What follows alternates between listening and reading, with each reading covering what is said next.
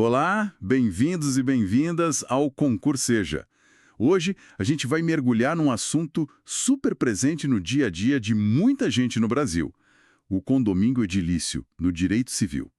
Para essa nossa conversa, a gente vai se basear, claro, no Código Civil, né, principalmente ali a partir do artigo 1331, mas também naquela lei mais antiga, a 4591 de 64, que ainda tem partes importantes valendo.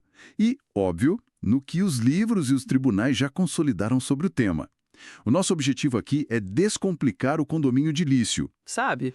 Entender o que ele é de verdade, quais são as peças-chave, os direitos, os deveres de quem mora ou trabalha lá, como funciona a administração, enfim, deixar mais claro como essa forma tão comum de viver e trabalhar funciona na prática. Tá pronto pra gente... Desempacotar isso? Ah? Para começar então, o que exatamente é um condomínio edilício?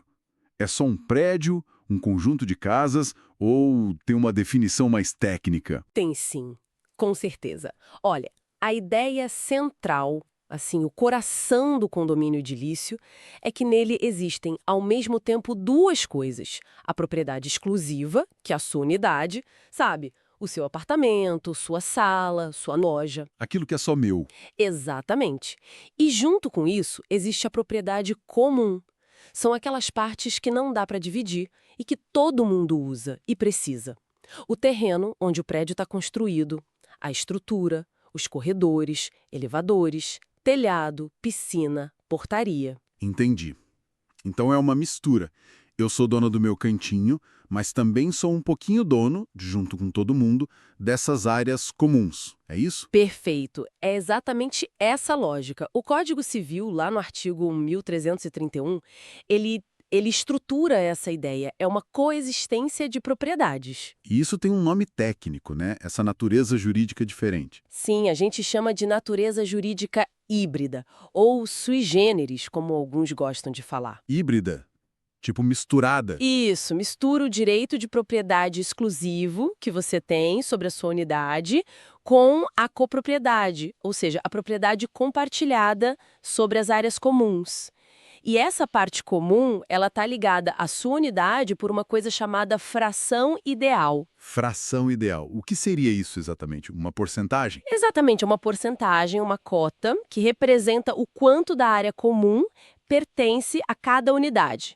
Ela é calculada geralmente com base no tamanho da unidade ou no valor.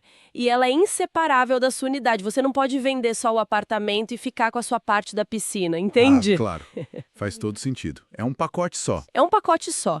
E o fascinante aqui é como a lei tenta equilibrar esses dois lados, né? O seu direito individual de usar e fazer o que quiser no seu espaço e a necessidade de regras e colaboração para cuidar do que é de todos. É um equilíbrio delicado mesmo. Com certeza. Dá para imaginar os desafios e, para essa estrutura toda existir, assim, do ponto de vista legal, quais são os elementos que não podem faltar?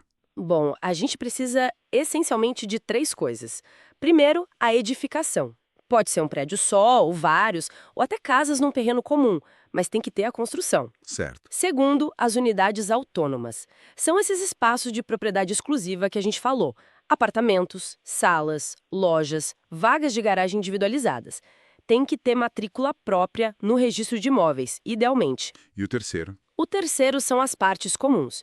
Tudo aquilo que não é unidade autônoma e serve a todos. O solo, a estrutura, telhado, rede de água, esgoto, eletricidade, áreas de lazer, corredores, escadas, elevadores.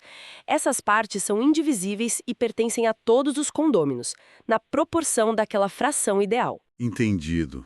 Edificação, unidades autônomas e partes comuns. E como isso tudo nasce oficialmente? Como um prédio vira um condomínio de direito? O processo começa com a instituição do condomínio. Isso é feito por um ato formal, que pode ser um testamento ou um contrato, e ele tem que ser registrado lá no cartório de registro de imóveis competente. É esse registro que cria o condomínio legalmente. Ah, então não basta construir o prédio. Precisa desse registro específico. Não basta, precisa do registro. E junto com a instituição, ou logo depois, vem um documento que é talvez o mais importante para o dia a dia: a convenção do condomínio. A famosa convenção. É tipo a lei do lugar, né? Exatamente. É a lei interna do condomínio. Para ela valer, precisa ser aprovada por, no mínimo, 2/3 das frações ideais. Não é 2/3 das pessoas, tá? É 2/3 do peso total do condomínio medido pelas frações. Entendi, pela proporção de cada um. Isso. O Código Civil exige essa maioria qualificada lá no artigo 1333. E essa convenção, depois de aprovada, também precisa ser registrada no cartório de registro de imóveis para valer contra terceiros, tipo um novo comprador. E o que geralmente tem nessa convenção? O que ela define? Olha, ela define as regras do jogo. O artigo 1334 do Código diz o mínimo que ela tem que ter, como as despesas vão ser divididas, a forma de administração, quem vai ser o síndico, como ele é eleito, as competências das assembleias, as sanções para quem descumprir as regras, Multas, por exemplo. multas, advertências, tudo tem que estar previsto lá. E também define o uso das áreas comuns e até da própria unidade, às vezes limitando alguma atividade. E além da convenção, tem outro documento importante, né? O regimento interno. Tem sim. A convenção é a lei maior. O regimento interno, ou regulamento interno, como alguns chamam, é para detalhar as regras do dia a dia, da convivência, tipo o horário de mudança, uso da piscina, regras para animais de estimação, barulho. Coisas mais práticas. Exato. Coisas mais do cotidiano. Ele não pode contrariar a convenção, claro. Ele só detalha. Geralmente, a própria convenção diz como o regimento pode ser aprovado ou alterado e costuma exigir uma maioria mais simples. É legal. Falando nesse dia a dia, então, quais são os direitos básicos de quem é condômino? O que a lei garante? Bom, o Código Civil, lá no artigo 1335, lista os principais. O primeiro e mais óbvio é usar, fruir e dispor da sua unidade autônoma como quiser. Vender, alugar, morar, desde que não prejudique os outros e respeite as normas, claro. Certo. E as áreas comuns? Também pode usar as áreas comuns, mas de acordo com a destinação delas. Quer dizer, usar a piscina para nadar, o salão para festa, se for o caso, e sem pedir que os outros também usem. É um uso compartilhado. E tem o direito de participar das decisões, né? Fundamental. O direito de participar e votar nas assembleias. Mas atenção, esse direito só vale se o condômino estiver quite, ou seja, em dia com as suas obrigações condominiais, principalmente o pagamento da cota. Se estiver devendo, pode até participar, mas geralmente não pode votar. Entendi. É uma forma de incentivar o pagamento em dia. Com certeza. E esses são os direitos básicos: usar a unidade, usar as áreas comuns, participar e votar. Ok. Agora vamos para o outro lado da moeda, os deveres.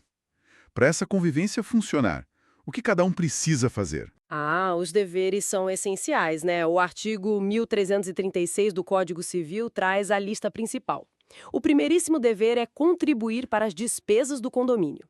É pagar a famosa cota condominial. A taxa de condomínio. Isso, a taxa de condomínio. Ela é calculada na proporção da fração ideal de cada um, a não ser que a convenção diga outra coisa. E essa contribuição é para pagar tudo: funcionário, água, luz das áreas comuns, manutenção, seguro, fundo de reserva. Tudo que mantém o condomínio funcionando. Exatamente. Sem isso, nada funciona. Além de pagar, tem outros deveres importantes. Não pode realizar obras que comprometam a segurança da edificação. Tipo, derrubar uma parede estrutural no apartamento? Exato, isso é proibido e perigosíssimo. Precisa sempre de análise técnica, ART e muitas vezes de aprovação do síndico ou assembleia, dependendo do que a convenção disser. Que mais? Não alterar a forma e a cor da fachada das partes e esquadrias externas, sabe? Uhum. Pintar a varanda de uma cor diferente, fechar com vidro que ninguém mais usa. Isso não pode ser um padrão aprovado para todo mundo. Isso costuma dar muita discussão, né? Muita, porque mexe com a estética do prédio todo. Outro dever é dar à sua unidade a mesma destinação que a edificação tem. Se o prédio é residencial, você não pode montar um comércio barulhento lá dentro. Tem que respeitar o propósito do condomínio. Isso. E, por fim, um dever geral, mas super importante: cumprir as disposições da convenção, do regimento interno e as decisões das assembleias. É respeitar as regras do jogo que foram combinadas por todos. Falando na cota condominial de novo, a gente sabe que inadimplência é um problema sério em muitos condomínios. A lei dá alguma força extra para o condomínio cobrar? Dá sim. E isso foi um avanço importante. Hoje, o boleto da cota condominial, desde que previsto na convenção ou aprovado em assembleia, é considerado em título executivo extrajudicial. Título executivo extrajudicial. O que isso significa na prática? Significa que o condomínio não precisa mais entrar com um longo processo de cobrança para provar a dívida. Ele já pode ir direto para a fase de execução, pedir penhora de bens do devedor, agilizando muito o recebimento. Isso está lá no Código de Processo Civil. Ah, isso facilita bastante a vida do síndico e da administração. Com certeza. E tem outra coisa muito relevante sobre dívida de condomínio. Ela acompanha o imóvel. É o que chamamos de obrigação propter rem. Propter rem. O que é isso? Significa a própria da coisa. A dívida não é só da pessoa, ela está ligada ao imóvel. Então, se alguém compra um apartamento que tem dívidas de condomínio atrasadas, o novo comprador se torna responsável por pagar essas dívidas, mesmo as que foram geradas antes dele comprar. Nossa, isso é sério. Quer dizer, quem vai comprar um imóvel em condomínio precisa checar se tem dívida antes. Precisa! É fundamental pedir uma certidão negativa de débitos condominiais para o síndico ou para a administradora, senão pode ter uma surpresa bem desagradável depois. Os tribunais, inclusive o STJ, já têm entendimento pacificado sobre isso. Importante demais essa dica. E quem cuida de toda essa gestão no dia a dia? Quem administra o condomínio? A figura central da administração é o síndico. Ele é o representante legal do condomínio, ativamente e passivamente em juízo ou fora dele. Representante legal.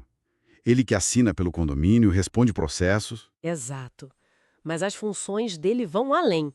Ele tem que cuidar da conservação das áreas comuns, gerenciar os funcionários, controlar o orçamento, cobrar as cotas, aplicar multas, cumprir e fazer cumprir a convenção e as decisões das assembleias e, claro, prestar contas do que fez com o dinheiro e a gestão. É bastante responsabilidade. E quem elege o síndico? A Assembleia Geral dos Condôminos. O mandato geralmente é de até 2 anos, podendo ser reeleito. E o síndico pode ser um morador, um condômino, ou pode ser um profissional contratado, o chamado síndico profissional. E a Assembleia? Você mencionou várias vezes. Ela que manda no final das contas? Ela é o órgão máximo do condomínio. É na Assembleia que os condôminos se reúnem para deliberar sobre todos os assuntos de interesse comum. Aprovar contas, eleger síndico, decidir sobre obras, alterar a convenção, o regimento.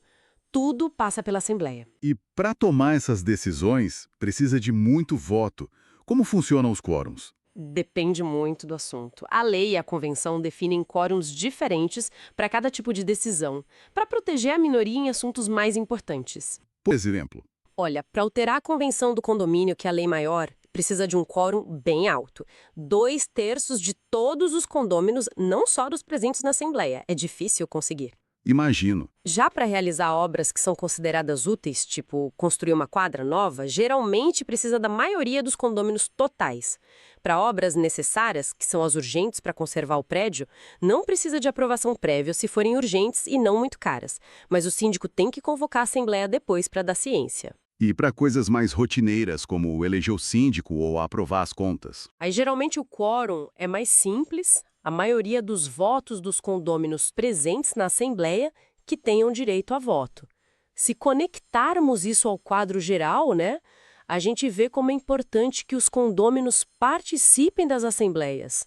É lá que a voz deles é ouvida e as decisões são tomadas. Ficar de fora é deixar que outros decidam por você. Verdade.